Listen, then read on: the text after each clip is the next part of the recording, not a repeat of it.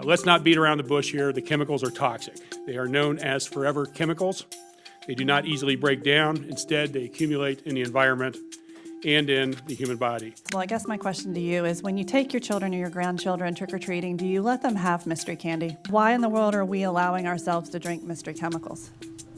PFAS or PFAS are polyfluoroalkyl substances or perfluoroalkyl substances. They're also known as forever chemicals because they are pretty persistent in the environment. You know, there's an old saying that says nothing lasts forever. Unfortunately, nothing, that is, except for fluorinated chemicals. These chemicals have been used in a lot of different products, from microwave popcorn bags to Teflon pans to firefighting foam. And they're effective at those uses because they are water resistant, they resist oil, and they're also pretty heat proof. PFAS chemicals were first discovered in 1938, accidentally actually, by DuPont scientists. They were used a few years later in the Manhattan Project in some of the uranium research, and once that was declassified, they became more prevalent in consumer goods. Some of these chemicals are associated with a number of negative health effects. It's estimated that 97% of Americans have detectable concentrations of PFAS in their blood. It's hard to say exactly what health effects each of them will have. There's a lot of research going on with that now, and some of what we can tell is that some of these chemicals affect infant birth weight, they affect cholesterol, they affect the developmental and immune systems, and there may be others as well.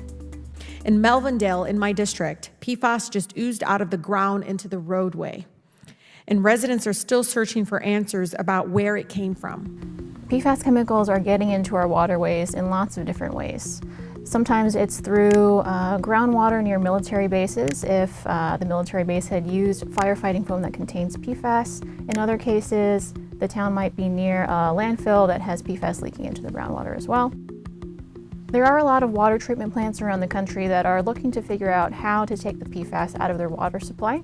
There is a way to do it that's fairly easy but a little bit expensive, and you can install carbon filtration.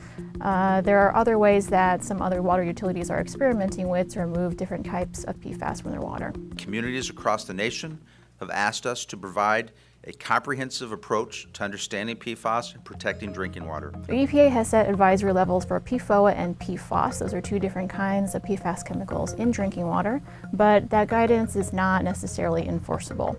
So there are some lawmakers on Capitol Hill that are interested in trying to push the EPA toward a more enforceable guideline or regulation for PFAS in drinking water, and there's a lot of attention to that, especially from the towns that are most affected by this.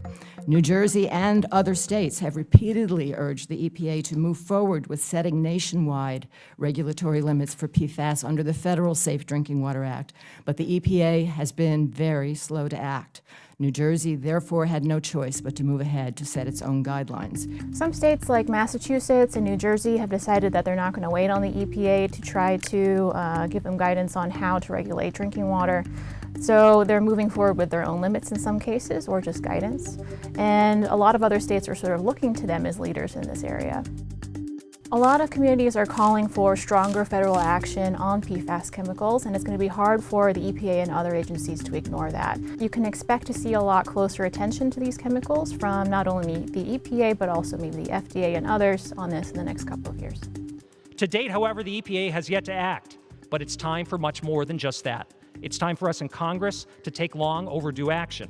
It's time for us to push for stronger standards, invest in cleanup, and improve protections for those who have suffered from the effects of contamination.